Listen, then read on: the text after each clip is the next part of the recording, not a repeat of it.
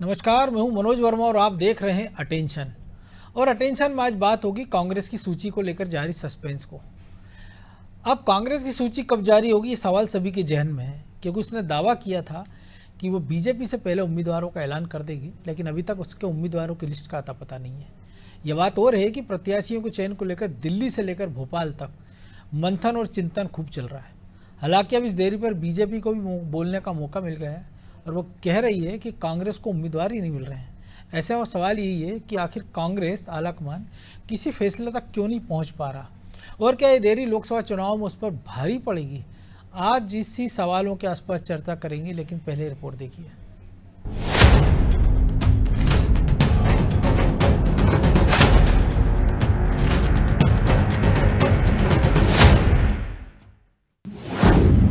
कांग्रेस की सूची अटकी, पार्टी कहां उलझी। बीजेपी से पहले उम्मीदवारों की सूची जारी करने का दावा करने वाली कांग्रेस फिर फिसड्डी साबित हुई। उम्मीदवारों के चयन को लेकर दिल्ली में कांग्रेस नेताओं ने मंथन तो किया, लेकिन लिस्ट कब तक जारी होगी, इस पर सस्पेंस अभी भी बरकरार है। कहां पेच फंसा है, पार्टी अंदरूनी मामलों में फंसी है या उम्मीदवारों को लेकर नेताओं में खींचतान हो रहा है, सर्वे आड़े आ रहा है या वजह कुछ और है, ये तो कांग्रेस ही जाने। लेकिन इतना जरूर है कि बीजेपी के प्रत्याशियों ने मैदान में माहौल बनाना शुरू भी कर दिया है, जबकि कांग्रेस के संभावित उम्मीदवार अभी लिस्ट आने का इंतजार कर रहे हैं।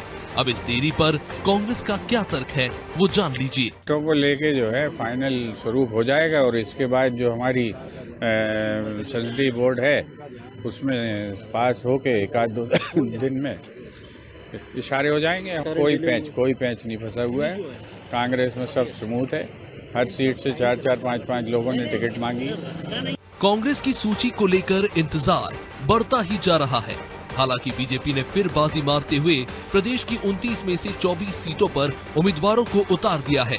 वहीं कांग्रेस विधायकों को टिकट देने की अटकलों पर बीजेपी तंज कस रही है।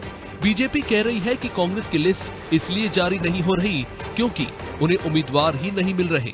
जब प्रत्याशी नहीं मिलेंगे तो और क्या करेंगे।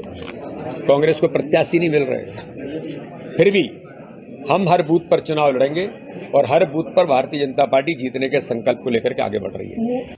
याद दिला दें कि कांग्रेस ने विधानसभा चुनाव में भी यही दावा किया था कि वो बीजेपी के पहले प्रत्याशियों को मैदान में उतार देगी, लेकिन ऐसा नहीं हो सका। कांग्रेस नेताओं की कलह और तमाम सर्वे में पार्टी उलझी रही। नतीजा ये रहा कि कांग्रेस प्रदेश में महज 66 सीटों पर सिमट गई। अब यही डर कांग्रेस के वरिष्ठ नेताओं को लोकसभा चुनाव में भी लग रहा है। इसलिए कमलनाथ और दिग्विजय जैसे नेता पार्टी से जल्द उम्मीदवारों की घोषणा करने की मांग कर चुके हैं। हालांकि कांग्रेस के मंथन और चिंतन के बाद उसकी पहली सूची कब तक जारी होगी, इस पर सबकी निगाहें हैं। ब्यूरो रिपोर्ट, अनादि टीवी।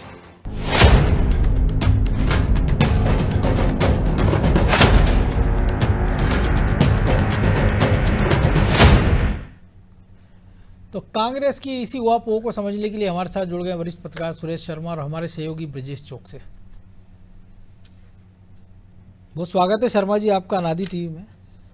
और हालांकि कांग्रेस में नया नहीं है, क्योंकि 2020 के उपचुनाव की बात कर लें, 2023 के विधानसभा चुनाव की बात कर लें, 24 के लोकसभा चुनाव की, हर बार दावे किए जाते हैं कि हम पहले से सूची जारी कर देंगे, पहले उम्मीदवारों की घोषणा कर देंगे, अच्छे से पार्टी चुनाव लड़ेगी। लेकिन मध्य प्रदेश में हम देख रहे हैं, अगर मध्य प्रदेश की बात करें, 29 में से 24 सीटों पर बीजेपी ने कैंडिडेट घोषित कर दिए हैं। और कांग्रेस की अगर हम बात करें, जो इकलौती सीट उनके पास है, जिस पे लेकर राहुल गांधी से लेकर कमलनाथ और खुद नकुलनाथ कह रहे हैं कि मैं ही चुनाव लड़ूंगा, उस छिंदवाड़ा की भी अधिकृत घोषणा कांग्रेस ने अभी तक नहीं की है। और कहा जा रहा है कि उनकी इलेक्शन कमेटी की बैठक हैगी गुरुवार को, देर रात तक उसमें घोषणा हो सकती है। लेकिन आपको लग रहा है कि ऐसा संभव हो पाएगा? और जो स्थिति है, कांग्रेस प्रवक्ता भी कह रहे हैं एक सीट से 4-4, 5-5 दावेदार हैं। एक चीज तो ये स्पष्ट है कि आज जो है केंद्रीय चुनाव समिति की बैठक है 7 बजे, और उस बैठक के बाद जो है कोई नाम यदि तय हो जाते हैं तब उसकी आज जारी करेंगे या इसके बाद जारी करेंगे, ये केंद्रीय नेतृत्व को सोचना है। ये तो एक बात हो गई। लेकिन जो बीजेपी के पहले जारी करने की बात थी, क्योंकि विपक्ष को तो पहले से ही समझ में आ जाता है कि उसको क्या करना है। हालांकि उसमें ये आज की जो बैठक है ना, उसमें मध्य प्रदेश को लेकर चर्चा नहीं होना है, ये है क्लियर मतलब जी। तो बस तो मध्य प्रदेश की सूची तो फिर आएगी ही नहीं अभी। इसीलिए और मध्य प्रदेश में मध्य प्रदेश में तो परिस्थिति ये है मनोज जी कि आप कैंडिडेट के लिए ऐसे लोग दावेदारी कर रहे हैं जिन लोगों को जानता ही नहीं है, तो आप उसमें 50 की सूची बना लो, आप उससे क्या फर्क जिनमें पड़ता है? जिनको लेकिन जानते हैं वो तो चुनाव लड़ने से पहले ही हथियार डाल वो चुके तो हैं। चुनाव लड़ने से इनकार कर रहे हैं। ये परिस्थितियां फैक्ट है, क्योंकि सबको मालूम है कि जो देश का वातावरण बना हुआ है उस वातावरण के अनुसार यदि कांग्रेस या अन्य विपक्षी दल कैंडिडेट नहीं उतार पाए तो बड़ी बुरी स्थिति होने वाली है, ये हमको बिल्कुल दिखाई दे रहा है। जी दूसरी बात है, कुछ बातों के संदेश राजनीति में बड़े जाते हैं, क्योंकि परसेप्शन जो बनता है वो आगे जाता है। बिल्कुल। आपने राहुल गांधी जी को चुनाव लड़ा वायनाड से, वहां से जो है डी राजा इनके गठबंधन के सदस्य अपनी पत्नी को लड़ा दिया उन्होंने। अब आप ये देखिए कि कहाँ क्या करेंगे, या तो डी राजा इनको एहसान बताएंगे कि देखो तेरे कारण मैंने अपनी पत्नी को हटाया है, तो आपने एक प्रकार का चैलेंज तो दे दिया ना। जो आप नेता इतना बड़ा है, जो अपने आप को सपने में प्रधानमंत्री देखता है, ऐसे व्यक्ति के खिलाफ वो सीट नहीं छोड़ी गई। अमेठी में उनकी संभावना नहीं है, अमेठी से फिर से लड़ा दिया गया। जो सोनिया गांधी जी जो है वो राज्यसभा पहुंच गई हैं, इसका मतलब वो लोकसभा नहीं लड़ेंगी। तो आपने ये संदेश दे दिया कि माता जी और भाई साहब, जो ये दोनों के दोनों तो उत्तर प्रदेश से पलायन करने की स्थिति में आ गए हैं, तो ये इससे संदेश एक जा रहा है। दूसरा कि बड़े नेता, जैसा कि आप और हम कह ही रहे हैं कि बड़े नेता चुनाव नहीं लड़ना चाहते, तब ये देख लीजिए। एक मैं बहुत महत्वपूर्ण बात आज दिन भर से मंथन कर रहा था जी बिल्कुल कि आज राहुल गांधी जी ने आजकल में जब भी उन्होंने एक पत्रकार वार्ता में ये कहा कि हम अमुक अमुक सुविधाएं देंगे, ये इसके लिए इतना पैसा देंगे, इसके लिए हम ऐसा करेंगे, हम किसानों के लिए ये करेंगे। आज भी 5 बड़ी घोषणा कर दी उन्होंने, 30 लाख रोजगार देंगे हम, जो शिक्षित युवा उनको 1 लाख तक का स्टाइपेंड देंगे सालाना। तो ये 5 बड़ी घोषणाएं उन्होंने की हैं। मेरे जहन में एक सवाल आया कि ये 5 बड़ी घोषणाएं किसको करना चाहिए।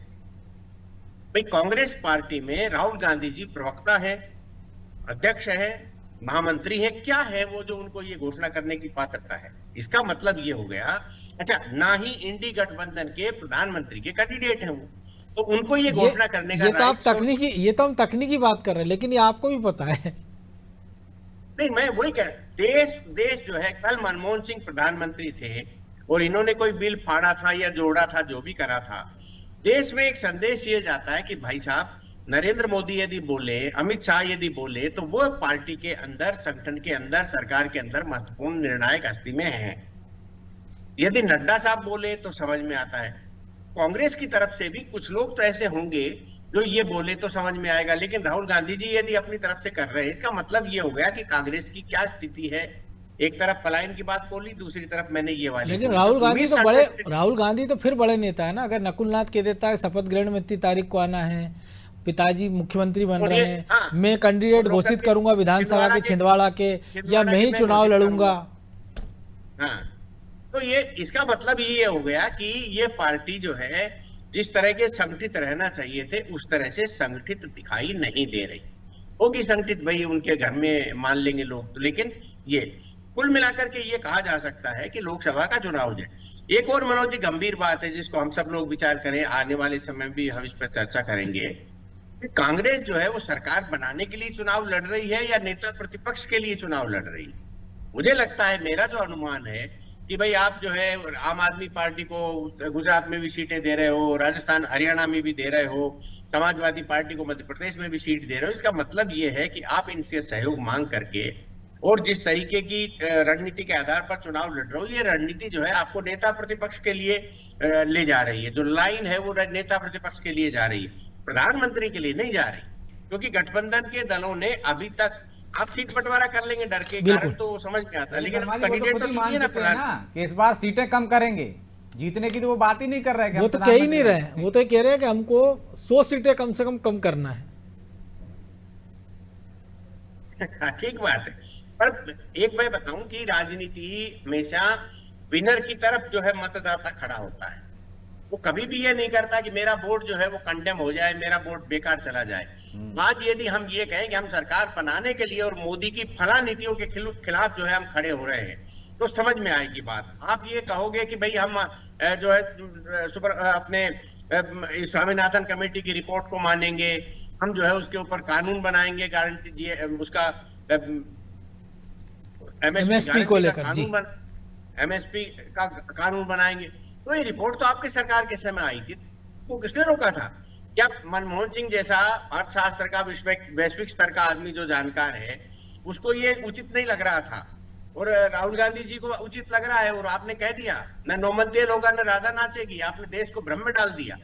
और मैं बार बार एक बात और कहता हूं मनोज जी, हमेशा इस देश की जनता को, मध्य प्रदेश की जनता को इस बात का ध्यान रखना पड़ेगा कि जो बात जॉर्ज सोरेस कहता है वही बात राहुल गांधी क्यों कहते हैं। वो अडानी अंबानी के पीछे पड़ा हुआ है। भारत की अर्थव्यवस्था का एक सुदृढ़ आधार जिन लोगों के पास है, जिन्होंने विश्व की कंपनियों को खरीदना चालू कर दिया है, अपना व्यवसाय बढ़ा रहे हैं, इन दोनों के खिलाफ वो जो है करोड़ों रुपए खर्च करता है कि इन दोनों लेकिन को उनकी सरकार पलक पावड़े बिछा लेती। लेकिन ब्रजेश जी, पेच का फंसा मध्य प्रदेश में, क्योंकि अभी भी आज की जो बैठक है उसमें 11 राज्यों की 60 सीटों पर चर्चा कर रहे हैं, जबकि बीजेपी ने पहली लिस्ट 195 की घोषित कर दी।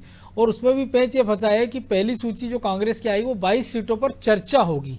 अब वो चर्चा कब होगी, वो कौन उम्मीदवार होंगे, कौन मैदान में उतरेगा, और कब वो चुनाव की तैयारी में जुटेगा।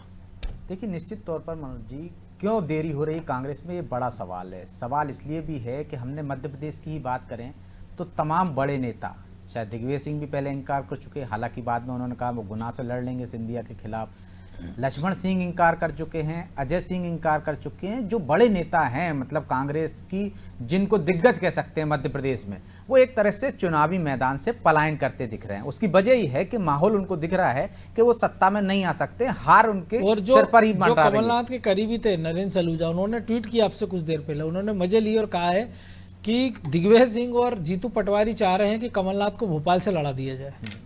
निश्चित तौर पर जिस तरह से कमलनाथ जी ने दाव खेला था, तब उनका सिक्का चल रहा था, जिस तरह से वो अब पीछे धकेल दिए गए हैं, तो हो सकता है दोनों की रणनीति हो कि एक बार उनको भी स्वाद चखा दिया जाए कि देख लीजिए आप भी लड़के कि भोपाल में क्या हालात है। तो ये कोई संभावना या कांग्रेस के क्या हालात है जमीन पर, ये कांग्रेस के हैं मनोज जी। गुटबाजी इस कदर है कि वहां एक दूसरे को निपटाते रहते हैं, दिग्गज एक दूसरे को निपटाने के चक्कर में पूरी कांग्रेस मध्य प्रदेश से निपट गई है। ये इसी वजह से हुआ है कि वो नहीं चाहते हैं कि दूसरा जीते, वो चाहते हैं कि खुद जीत जाए, दूसरा हार जाए, ताकि अपना सिक्का पार्टी में चलता रहे। तो कांग्रेस में बहुत सारी मजबूरी है। एक तो आला कमान कमजोर है, आज की तारीख में वो डिसाइड नहीं कर पा रहा है। यदि नेता इतने बड़े हो गए हैं, इतने छत्रप, इतने ताकतवर हो गए हैं कि वो ये कह नहीं पा रहा है कि आपको तो चुनाव लड़ना ही है। क्या कमलनाथ को, दिग्विजय सिंह को, अरुण यादव को या गहलोत को, ऐसे तमाम बड़े नेताओं के नाम हैं, उनसे पार्टी नहीं कह सकती कि आपको टिकट दिया। हमने बीजेपी में देखा किस तरह से टिकट जारी हो गए।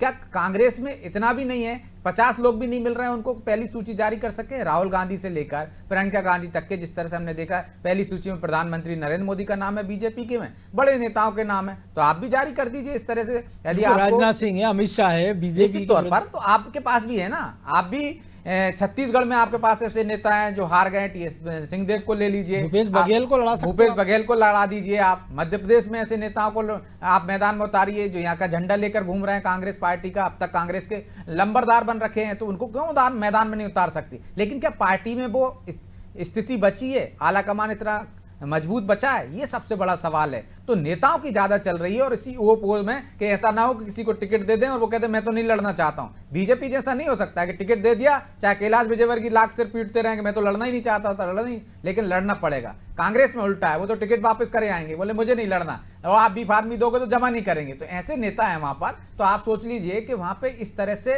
मंथन करना ही पड़ेगा। लेकिन मुझे आज भी लगता है कि एक सूची जारी कर देना चाहिए। आपने दिल्ली में आपका गठबंधन हो गया, आपका उत्तर प्रदेश में गठबंधन हो गया, 17 सीटों पे आपको चिन्हित करना है। राहुल गांधी से लेकर प्रियंका गांधी तक ऐसे 17 नेता नहीं है आपके पास। एक मैसेज गलत जा रहा है। तो जो कांग्रेस की स्थिति है कि वो राहुल गांधी की यात्रा में लगी है, राहुल गांधी की तरफ आपके अध्यक्ष देख रहे हैं कि भैया राहुल गांधी इशारा करें तो कुछ करें, बैठ के करें। तो इसके बावजूद मुझे लगता है कि यही समन्वय नहीं बन पा रहा है, बड़े नेताओं से तालमेल नहीं बैठ पा रहा है, लोग लड़ने को तैयार नहीं है, आप लड़ाने की हिम्मत नहीं दिखा पा रहा है। तो इन परिस्थितियों की वजह से मुझे लगता है कि डिले हो रही है, और उनसे कहीं ना कहीं पार्टी ये मैसेज देना चाहती है कि हम जो सूची जारी करेंगे उसमें इस तरह का कोई विवाद ना हो, जिसकी मैं आशंका जाहिर कर रहा हूं, हो सकता है। इसी वजह से मुझे लगता है कि डिले हो रही है। लेकिन शर्मा जी, एक और बात है कि कांग्रेस की कितनी बुरी हालत है, लेकिन मध्य प्रदेश वो उन राज्यों में शुमार है जब कांग्रेस का ठीक ठाक आधार हम कह सकते हैं, भले लगातार हार रहे हो, क्योंकि इस विधानसभा चुनाव में 40% वोट मिला है। बावजूद उसके अगर वो 5 लोकसभा सीट में बढ़त हासिल करते हैं, 5 में टांगटे की टक्कर है, राहुल गांधी की 7 जिलों से यात्रा निकल रही है, इसके बाद भी अगर उम्मीदवारों का घोषणा नहीं कर पा रहे हैं, क्योंकि ऐसी स्थिति तो है नहीं कि उम्मीदवारों को लेकर मारामारी हो कि एक सीट से 10-10 दावेदार हों कि इसलिए ये परेशानी हो। पर सीट घोषित करना मनोज जी देखो राजनीतिक रणनीति का हिस्सा होता है, और अभी तो चुनाव भी घोषित नहीं हुए हैं। तो हालांकि ये बात सच है कि पहले कर देना चाहिए, लेकिन ये भी उतनी ही सच है कि जब चुनाव की घोषणा नहीं हुई है तब तक तो हम ब्लेम तो नहीं लगा सकते ना कि आप लेट कर रहे हो। इसलिए ये तो एक पक्ष महत्वपूर्ण है। नहीं इसके इसलिए अलावा क्योंकि ये वो बार बार ये कहते हैं, जीतू पटवारी बने थे तब भी उन्होंने कहा था कि हम जनवरी में उम्मीदवार घोषित कर देंगे, फिर कहा कि फरवरी में घोषित कर देंगे।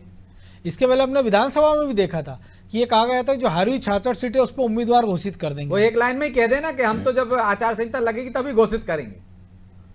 नहीं, मैं कहना ये चाहता हूँ इन सब बातों के पीछे कि जीतू पटवारी जी को तो हम सब लोग पहले से जानते हैं। अभी अध्यक्ष की गंभीरता आना शेष है उनमें। भाई वो जिस तरीके के नेता रहे हैं, जिस तरीके की जल्दबाजी में वो बातें बोलते रहे हैं, तो अध्यक्ष के लिए उसकी गंभीरता की अपेक्षा है अभी।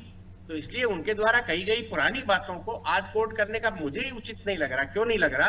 कि अभी वो अध्यक्ष बने हैं, फिर उनको समझ में आएगा, फिर अंदर की जो समस्याएं हैं उनके बारे में उनको समझ में आएगा कि देखिए अंदर टांगे कैसे खींची जाती हैं। अभी तक तो टांग खींची जाती थी। लेकिन पटवारी को आप छोड़िए, कमलनाथ तो कलेक्टर जैसी हैसियत में थे कांग्रेस में, वो भी नहीं घोषित कर पाए थे। मैं वही कह रहा हूं ना मनोज जी कि आप टांग खींचो और आपकी लोग टांग खींचने की स्थिति बनने के बाद आपकी लोग टांग खींचे, तब समझ में आता है।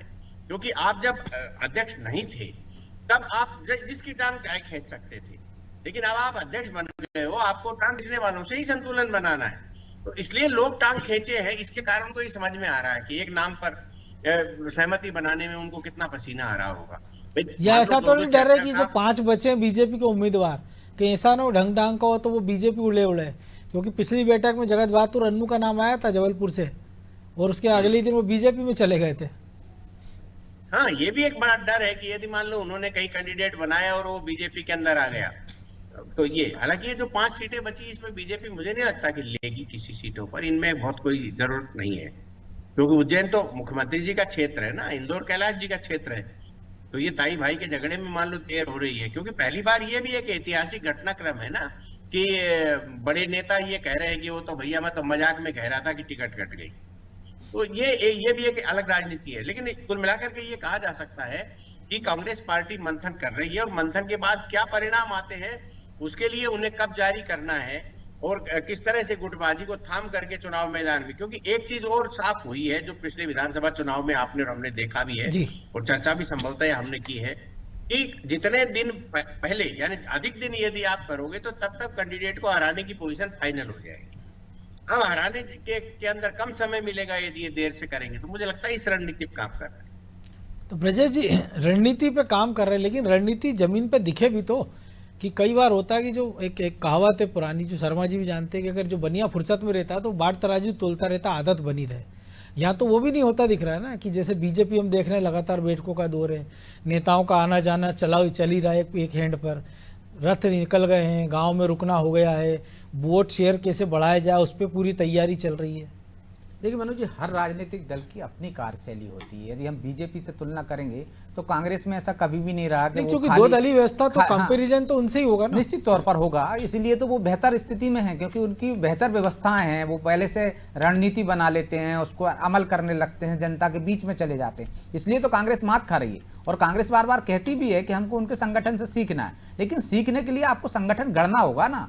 आपने वो अब तक तो संगठन पर ध्यान नहीं दिया, आपने छत्रपों पर ध्यान दिया, नेताओं पर ध्यान दिया। जब आपको लगता है कि संगठन भी बड़ी ताकत होता है, पहले तो उनको लगता था कि नेता ही बड़ी ताकत होते हैं, यदि नेता खड़ा हो जाएगा वो लड़ेगा तो चुनाव जीत जाएंगे। इसीलिए हमने देखा है कांग्रेस में किस तरह से उम्मीदवारों का चयन होता है। वो नेता को देखते हैं किस तरह से पावरफुल है, क्षेत्र में उसकी पहचान है कि नहीं, आर्थिक रूप से संपन्न है कि नहीं, ये सब चीजें देखी जाती थी। इसलिए तो कहा जाता था कांग्रेस में कि गणेश परिक्रमा से मिल जाते, हवाई उम्मीदवार आ जाते हैं। ये सब बीजेपी में नहीं कहा जाता ना। बीजेपी में एक संगठन के हिसाब से चलता है, और संगठन के हिसाब से ही एक कर्मठ कार्यकर्ता को वो दे देते हैं, क्योंकि संगठन वहां मजबूत है। यहाँ नेता कमजोर है, संगठन ज्यादा ताकतवर है। जिसको चाहे उसको नेता बना देता है, जिस नेता को चाहे वो कार्यकर्ता बना देता है। तो ये संगठन की ताकत है ना।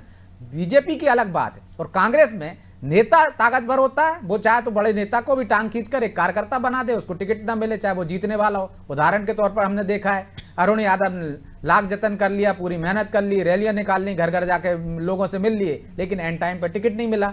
तो वहां पे परिस्थितियां अलग हैं। इसलिए मुझे लगता है कि वहां पे अभी आपको तैयारियां दिख नहीं रही, क्योंकि नेता इंतजार कर रहे हैं, जैसे ही उनको टिकट मिलेगा तो फिर आपको एकदम क्योंकि तैयारियां नेता दिखने बड़े लगेंगी। नेता की तैयारियों में जुटे थे, ये भी तो एक कारण है ना। निश्चित तौर पर आप देखिए कि वहां पर संगठन को बनाने की, गढ़ने की बात की जाती, बात कमलनाथ भी करते रहे, बात दिग्विजय सिंह भी करते हैं, लेकिन संगठन को वैसा लेकिन खड़ा कर संकट पाए बड़ा क्या? यही ना कि जिनको संगठन गढ़ना है वो केवल बात कर रहे हैं, जमीन पे कुछ नहीं कर रहे हैं। लेकिन बहरहाल वक्त इतना ही है। बहुत धन्यवाद शर्मा जी आपका। तो निश्चित तौर पर किसी भी राजनीतिक दल का अपना एक इख्तियार है कि वो सूची अपनी कब जारी करे, लेकिन जब सामने आपके सामने इतना मजबूत संगठन हो जो 400 पार का लक्ष्य लेके मैदान में उतरा हो, आपके 4 चुनाव से हाल खराब है, विधानसभा की बात कर लें, लोकसभा से 2 चुनाव की बात करें पिछले, तो एक बार आपको 2 सीट मिली और एक बार पिछली बार 1 सीट मिली, और इस बार 29 की 29 सीटों पर बीजेपी खम ठोक रही है। और ऐसे में अगर आप समय पर उम्मीदवार घोषित नहीं कर रहे हैं तो जाहिर सी बात है कहीं ना कहीं आपकी रणनीति में कुछ ना कुछ तो चूक हो रही है। अटेंशन में आज इतना ही। मुझे दीजिए इजाज़त और आप देखते रहिए अनादि टीवी। नमस्कार।